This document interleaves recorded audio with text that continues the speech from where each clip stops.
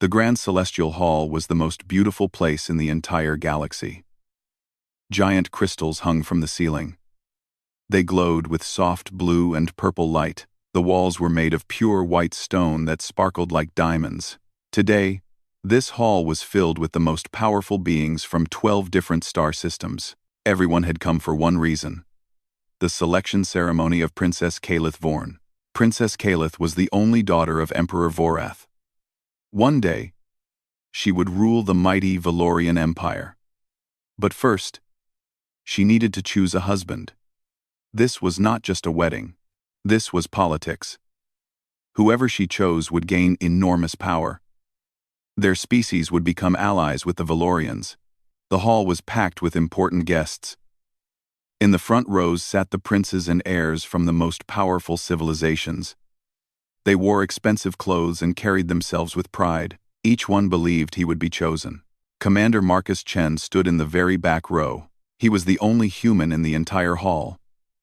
Earth had only discovered faster-than-light travel 30 years ago. To the rest of the galaxy, humans were newcomers, babies. Some aliens even called them primitives behind their backs. Marcus was Earth's first diplomatic attaché to the Galactic Concord. This was a fancy title, but it did not mean much. He had been invited to this ceremony as a formality. Nobody expected him to matter. Nobody even wanted to stand near him. His dress uniform was simple compared to the others. The Valorians wore flowing robes made of living fabric that changed colors. The Kreth warriors wore armor made from the bones of creatures they had killed. The Lumini did not even have solid bodies. They were beings of pure light who wore holographic clothes. Marcus felt very out of place. He watched the ceremony begin with quiet curiosity. He was not here to compete. He was here to observe and report back to Earth. That was his job. The great doors at the top of the crystal stairs opened. Everyone became silent. Princess Kalith stepped out. She was beautiful, but not in a human way. Her skin was silver and smooth. She had 4 eyes, 2 large ones where human eyes would be, and 2 smaller ones above them. Her hair was not really hair. It was thousands of thin tendrils that moved gently like plants underwater. Bioluminescent markings on her arms and neck glowed softly. She was over 200 years old, but she looked young. Valorians lived for a very long time. Marcus had met her once before. It was 3 months ago, during a negotiation about a border conflict. All the other diplomats had been aggressive. They made threats. They demanded things. Marcus had done something different. He had simply asked her, "What do you want?" Not what her empire wanted. Not what her father wanted. What did she, Kalith, actually want? She had looked at him strangely, as if nobody had ever asked her that question before. They only spoke for a few minutes. But Marcus remembered her expression. She had seemed surprised, maybe even grateful. Now, she descended the crystal stairs slowly. Every step was graceful. Every movement was perfect. Behind her walked her attendants, carrying the ceremonial bonding cloth. The selection was simple but sacred. Princess Kalith would walk through the hall. She would look at each suitor. When she found the one she wanted, she would stop and extend her hand. That person would become her chosen consort. Everyone watched as she reached the bottom of the stairs. First, she walked toward the Kreth delegation. Prince Vrak then stood tall and proud.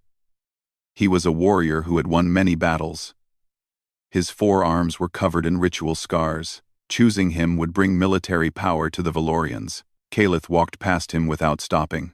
Murmurs spread through the crowd. Next, she approached the Lumini representative. Minister Soleth was the most brilliant mind in their collective. His light form pulsed with intelligence. Choosing him would bring scientific advancement. Kalith did not even look at him. The murmurs grew louder. Then she came to the Dravakian delegation. Crown Prince Draxos stood at the front. He was the son of Emperor Drax, the most feared ruler in the galaxy. The Dravakian Empire had 10,000 warships. Choosing him would bring unmatched power. Everyone held their breath. Kalith walked past him too. Now people were not murmuring. They were gasping. Some looked confused. Others looked angry. The Dravakian prince's face twisted with rage, but he controlled himself. Where was the princess going? She kept walking. Past the wealthy merchants. Past the ancient noble families. Past every important guest in the front rows. She walked toward the back of the hall. Marcus noticed that people were looking in his direction. He glanced around, wondering if there was someone important standing near him. There was no one. He was alone in his section. Then he looked forward and saw Princess Kalith walking straight toward him. His heart began to beat faster. This could not be happening. There must be some mistake, but there was no mistake. Princess Kalith stopped directly in front of Marcus Chen. Her 4 eyes looked into his 2. Her expression was calm and certain. She extended her hand in the traditional Valorian bonding gesture. "I choose you, human," she said. Her voice was clear and strong. Everyone in the hall heard her words. For a moment, there was complete silence. Then the chaos began. The Dravakian delegation shouted in anger. The Kreeth warriors reached for their weapons. Diplomats from every species started talking at once. Some demanded explanations. Others called for the selection to be cancelled. Marcus stood frozen. He did not know what to do. He did not know what to say. He only knew one thing. His life had just changed forever. And somewhere in the crowd, Emperor Vorath watched his daughter with an unreadable expression. He did not look happy. But he did not look surprised either. The princess had made her choice. Now the entire galaxy would have to deal with the consequences. The news spread across the galaxy like wildfire. Within hours, every news channel on every planet was talking about the same thing. Princess Kalith Vorn had chosen a human. Not a prince. Not a warrior. Not a wealthy heir. She had chosen a simple diplomat from a species that most aliens considered primitive. Marcus Chen sat alone in his guest quarters. His communication device had not stopped buzzing since the ceremony. Earth's government was sending frantic messages. His superiors wanted to know what he had done. Had he bribed someone? Had he made secret deals? How had this happened? Marcus had no answers. He was just as confused as everyone else. Outside his window, he could see Valorian warships patrolling the sky. Security had been increased. Many powerful people were very angry about the princess's choice. The Dravakian ambassador had already filed an official protest. He demanded that the selection be cancelled. He called it a mockery of tradition and an insult to the great powers of the galaxy. The Kreeth delegation was even angrier. They spoke of warrior honor being disrespected. Their prince had been passed over for a human who had never even fought in a battle. Even some Valorians were unhappy. Marcus heard servants whispering in the hallways. They said the princess had gone mad. They said humans were too weak, too young, too different. But Valorian law was very clear. The selection was sacred. Once the princess made her choice, it could not be undone. This tradition was thousands of years old. Not even the emperor could change it. A knock came at Marcus's door. He opened it to find a palace guard standing outside. The guard's silver face showed no emotion. "The princess requests your presence," the guard said. In the imperial gardens, Marcus followed the guard through long hallways. He passed paintings of ancient Valorian rulers. He passed statues of legendary warriors. Everything in this palace was old and grand. Humans had been building mud huts when the Valorians were creating these masterpieces. The imperial gardens were the most private place in the palace. Only the royal family was allowed here. Giant trees with golden leaves stretched toward the sky. Flowers that glowed in the dark lined the pathways. A small stream of silver water flowed through the center. Princess Kalith stood beside the stream. She was alone. Marcus approached her slowly. He did not know what to say. He did not know if he should bow or speak first. Human diplomatic training had not prepared him for this situation. Kalith turned to face him. Her 4 eyes studied him carefully. "You want to know why?" she said. It was not a question. Marcus nodded. "Yes, Your Highness. I need to understand. You could have chosen anyone. Powerful princes. Wealthy heirs. Instead, you chose me. A human. Why?" Kalith's bioluminescent markings flickered softly. Marcus had learned that this was the Valorian equivalent of a sad smile. "I have lived for 247 years," she said. "In that time, I have watched the great powers of this galaxy. I have studied them. I have seen how they behave." She began to walk along the stream. Marcus walked beside her. "The Kreeth are warriors," Calith continued. "When they want something, they take it by force. They have conquered many worlds. They strip them of resources and move on. They call this strength." She paused to touch a glowing flower. "The Lumini are intelligent, but when they expand, they absorb other cultures. They do not destroy bodies. They destroy identities. Every species they encounter becomes part of their collective. Individual thoughts disappear. They call this unity." She looked up at the sky, where distant stars twinkled. "The Dravakians are powerful. They have the largest fleet in the galaxy. When they negotiate, they do so with weapons pointed at you. They do not make friends. They make subjects. They call this order." She turned to face Marcus directly. "Then your species arrived." Marcus listened carefully. He had never heard anyone describe humanity from an outside perspective like this. 30 years ago, humans discovered faster than light travel," Calith said. "You stumbled into a galaxy full of ancient civilizations. You were young. You were weak. By every logical measure, you should have been conquered or absorbed. But that did not happen," Marcus said. "No," Calith agreed. "It did not. Do you know why?" Marcus shook his head. "Because humans did something no other species does. You asked questions. You wanted to learn. You wanted to understand." Calith's eyes brightened. "When you met the Kreeth, you did not challenge them to battle. You asked about their history, their songs, their traditions. You showed respect." She stepped closer to Marcus. "When you met the Lumini, you did not fear their collective. You were curious about how they thought, how they felt. You asked them what it was like to share consciousness." Her voice became softer. "When you met my people, you did not demand treaties or threaten war. You asked us about our art, our philosophy, our dreams. You sent scientists who wanted to learn, not to steal." Marcus remembered those early diplomatic missions. Humanity had been so excited to discover alien life. They had approached everything with wonder. Like children discovering a new world. "Your species sees people," Calith said. "Not resources, not enemies, not tools. You see individuals. You form connections. You make friends with species that have been enemies for 1,000 years, simply because nobody told you that you were not supposed to." She touched Marcus's hand gently. 3 months ago, during the border negotiation, every diplomat in that room wanted something from me. They wanted power. They wanted influence. They wanted to use me. Her 4 eyes met his 2. "You asked me what I wanted. Not my empire. Not my father. Me. You were the first person in 50 years to ask me that question." Marcus understood now. This was not about politics. This was about something much deeper. But before he could respond, a palace guard rushed into the garden. His face showed fear. "Your Highness," the guard said urgently.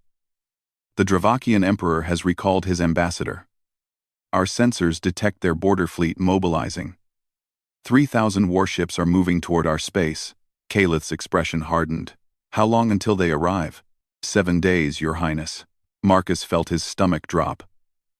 The Dravakian fleet was legendary. 3,000 warships could destroy entire civilizations. War was coming, and Marcus Chen was standing at the center of it. The Kreeth delegation made their demand the very next morning. Their ambassador stood before Emperor Voreth in the great throne room. His voice was loud and angry. He spoke of ancient laws. He spoke of warrior honor. He demanded justice. "The old laws give us the right," the ambassador declared. "A trial of worthiness. If the human cannot prove himself in combat against our champion, then the selection is void. The princess will be freed from her momentary madness." The throne room fell silent. Everyone looked at Emperor Voreth. The emperor was old but still powerful. His silver skin was darker than his daughter's, marked with centuries of experience. His 4 eyes showed no emotion as he considered the demand. Marcus stood in the corner of the room. He felt the weight of every stare. The Kreth were using an ancient law that even the Valorians had to respect. If Marcus refused the trial, it would prove that humans were cowards. If he accepted, he would almost certainly die. Emperor Voreth spoke slowly. The old laws are clear. The right to a trial of worthiness cannot be denied.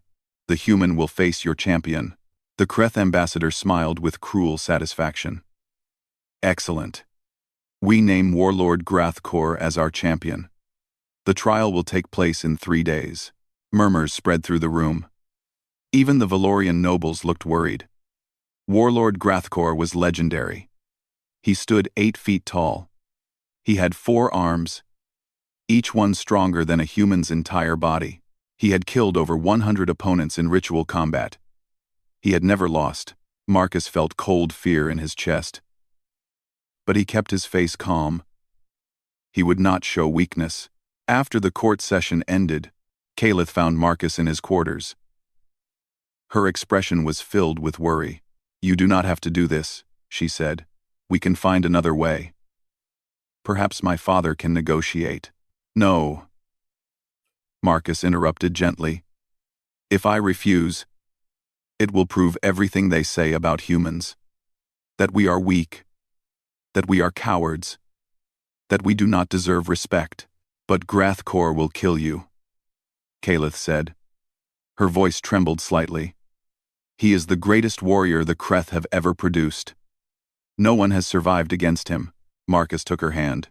"Then I will have to find a way to survive that no one has tried before." Earth's military attaché came to Marcus that evening. He was a tall man named Colonel Rodriguez.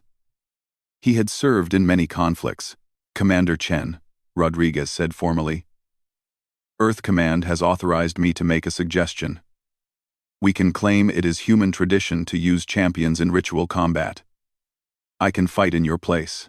I have trained for combat my entire life." Marcus appreciated the offer. Rodriguez was brave to volunteer. But Marcus shook his head.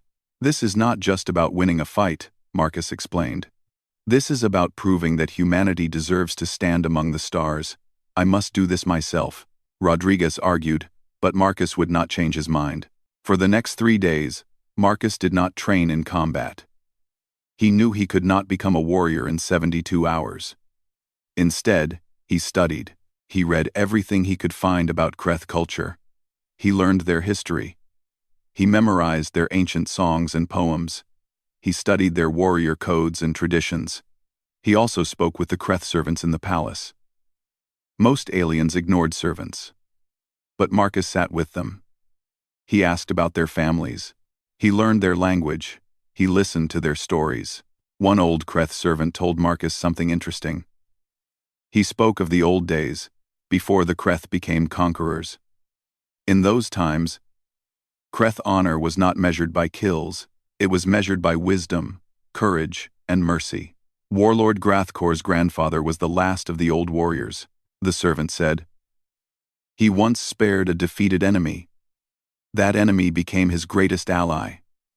But the young warriors have forgotten these ways.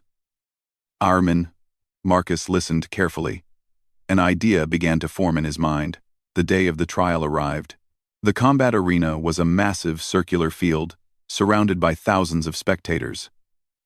Valorians, Kreth, Lumini, Dravakians, representatives from every species had come to watch. Most of them expected to see a quick execution. Marcus entered the arena wearing simple human clothes. No armor. No weapons. The crowd laughed and jeered. Some threw insults. Then Warlord Grathkor entered. He was terrifying. His massive body was covered in ritual scars. His forearms carried ceremonial blades that gleamed in the light. His eyes burned with the confidence of someone who had never known defeat. He looked at Marcus and laughed. The sound echoed across the arena. "This is my opponent?" Grathkor roared. "This small, soft creature? This will not even be a challenge." The signal was given. The trial began. Grathkor charged forward with incredible speed.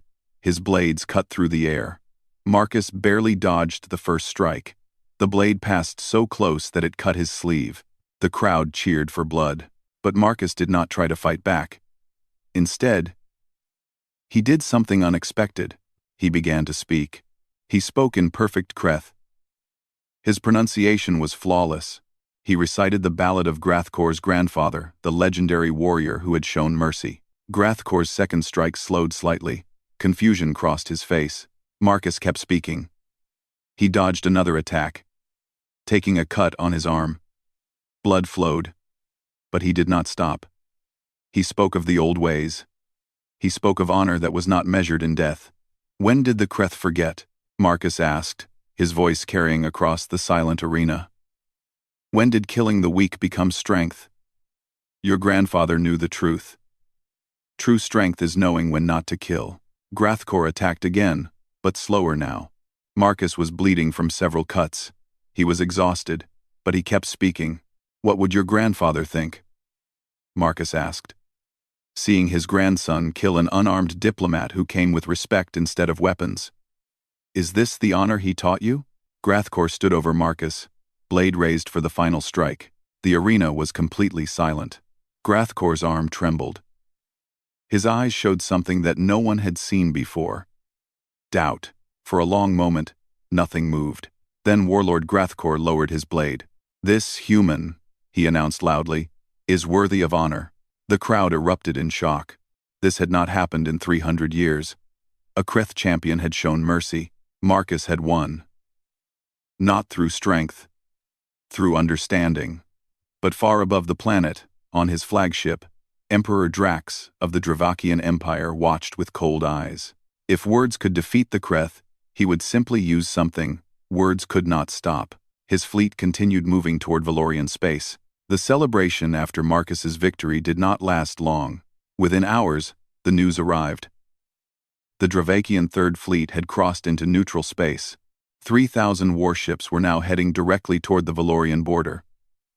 At their current speed, they would arrive in 5 days. Emperor Vorath called an emergency meeting of his war council. The council chamber was a serious place.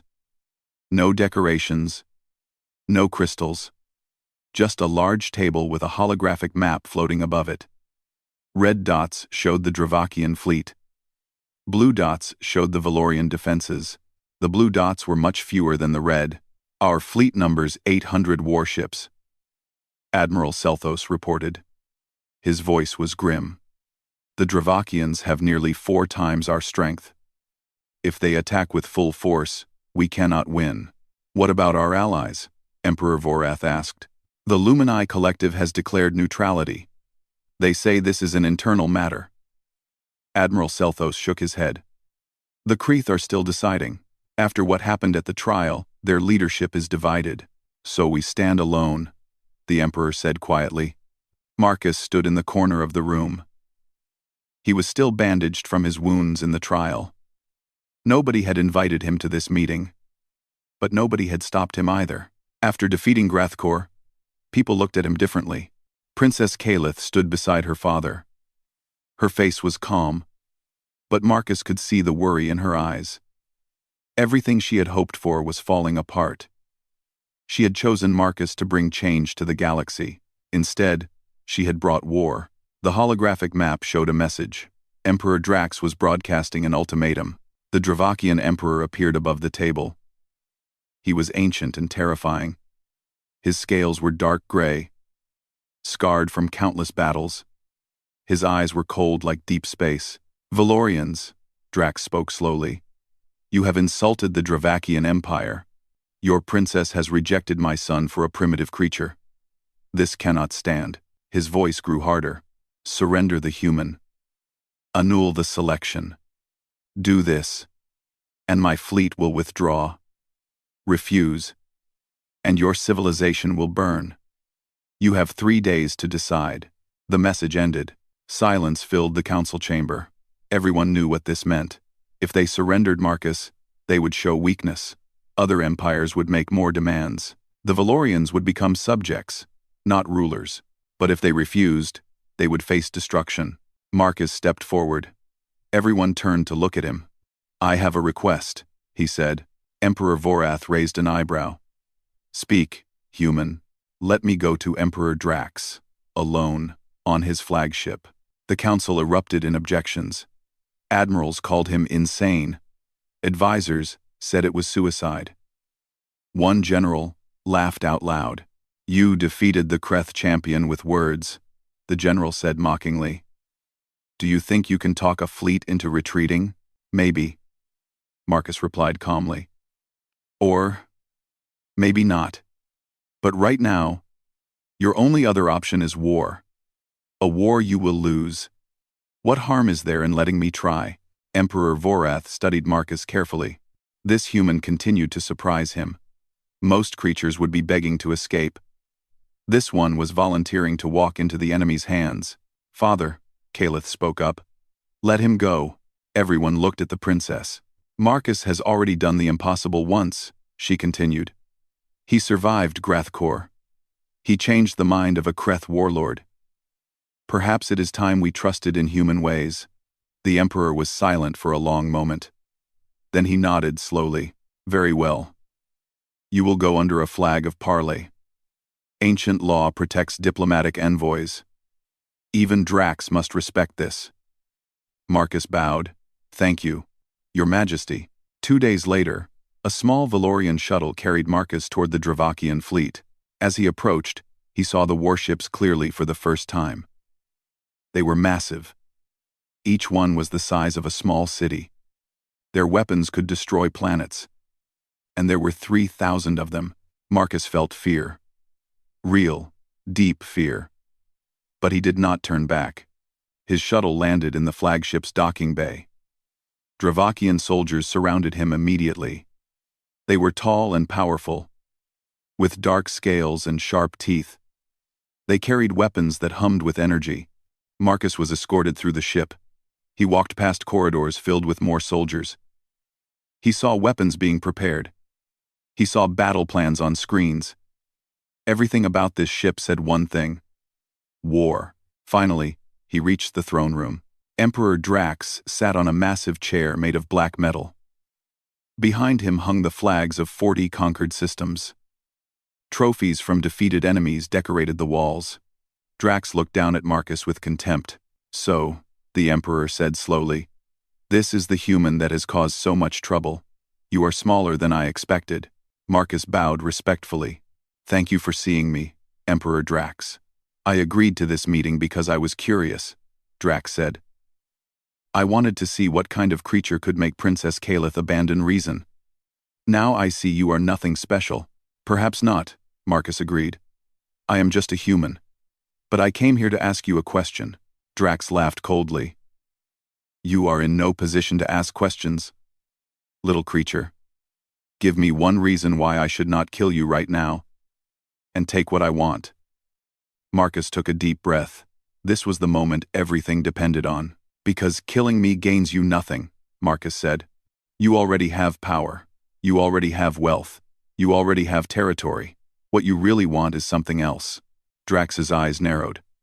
And what is that? Legacy, Marcus said simply.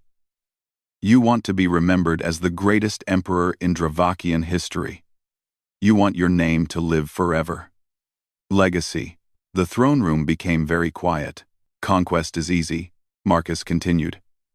Any tyrant can conquer. History is filled with forgotten conquerors. But the leaders who are remembered forever are the ones who built something, who changed things, who saw possibilities others missed. He stepped closer to the throne. I am offering you that chance. A new kind of alliance. Not domination. Partnership. Humans have things your empire lacks. Medical technology. Agricultural advances. Art and culture. We can share these things. And what do humans want in return? Drax asked. His voice was less hostile now. More curious.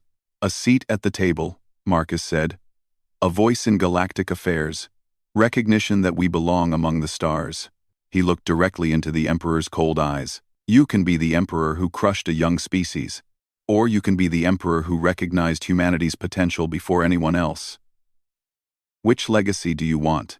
Drax stared at Marcus for a very long time. Then, slowly, he began to laugh. Emperor Drax's laugh echoed through the throne room. It was not a cruel laugh. It was the laugh of someone who had just heard something completely unexpected, something that surprised him for the first time in centuries. You are either the bravest creature I have ever met, Drax said slowly, or the most foolish. Marcus kept his voice steady. Perhaps I am both, Your Majesty. Drax leaned forward on his throne. His cold eyes studied Marcus like a predator studying prey. But there was something else in those eyes now. Interest. Curiosity. Every species I have encountered has begged for mercy, Drax said. They offer tribute. They offer surrender. They promise to serve. But you? You walk onto my flagship and offer me a business deal. Because I believe it benefits us both, Marcus replied. And if I refuse? If I simply destroy your little species and take what I want? Marcus nodded slowly. You could do that. Your fleet is powerful enough. But then you would be just another conqueror. The galaxy has seen many conquerors. Most are forgotten. The ones who are remembered are the ones who surprised everyone. End quote. Drax was silent for a long moment. Then he stood up from his throne. He was massive. Nearly 9 feet tall. His scarred body showed the history of 1,000 battles. He walked down the steps toward Marcus. Marcus forced himself not to step back. He stood his ground, even as the terrifying Emperor stopped right in front of him. My advisors think I should kill you, Drax said quietly. They say humans are weak.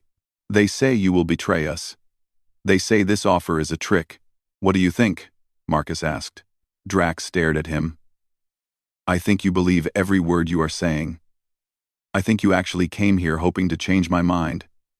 That is either incredible courage or incredible stupidity. He turned and walked back toward his throne. I have ruled for 300 years, Drax continued. I have conquered 40 systems. I have defeated every enemy. And yet, I am bored. Everything is the same. Conquer. Rule. Conquer again. There is no challenge anymore. He sat back down on his throne. But you, human, you are different. Your species is different. You do not follow the rules that everyone else follows. You asked a princess what she wanted. You defeated a warrior with words, and now you stand before me offering partnership instead of begging for mercy. Drax made his decision. I will accept your offer, he announced. Not because I trust you. Not because I believe humans are our equals. But because I want to see what happens next. For the first time in centuries, I do not know how this story ends. Marcus felt relief flood through his body. But he kept his composure. Thank you, Emperor Drax. You will not regret this decision. Perhaps, Drax said. Or perhaps I will destroy your entire species in 10 years. We shall see. He waved his hand. My fleet will withdraw. My diplomats will begin negotiations for this new alliance. And you, little human, will return to your princess. Marcus bowed deeply. Thank you, Your Majesty. As he turned to leave, Drax spoke one more time. Human. Marcus Chen, I will be watching you. Do not disappoint me. The news of the Dravakian withdrawal shocked the entire galaxy. Nobody could believe it. The most powerful fleet in existence had turned around without firing a single shot. And all because of one human diplomat. Marcus returned to Valoria as a hero. Crowds gathered to see his shuttle land.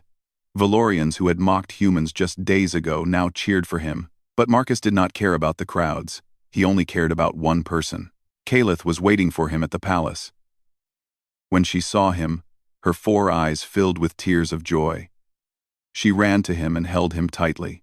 You did it, she whispered. You actually did it. We did it, Marcus corrected her. You believed in me when no one else did.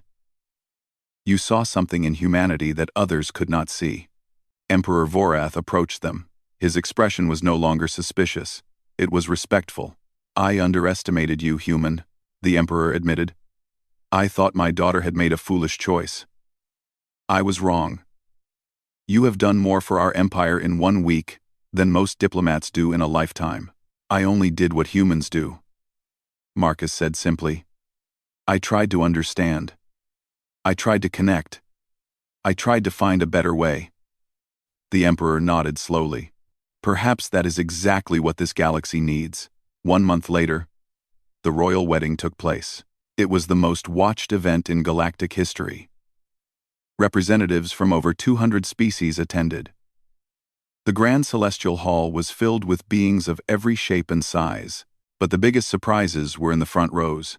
Warlord Grathkor stood as Marcus's ceremonial guardian. This was an honor, usually reserved for family. When asked why he accepted this role, Grathkor said simply, Marcus Chen showed me what true courage looks like. I am proud to stand beside such a warrior. Even more surprising was the gift from Emperor Drax.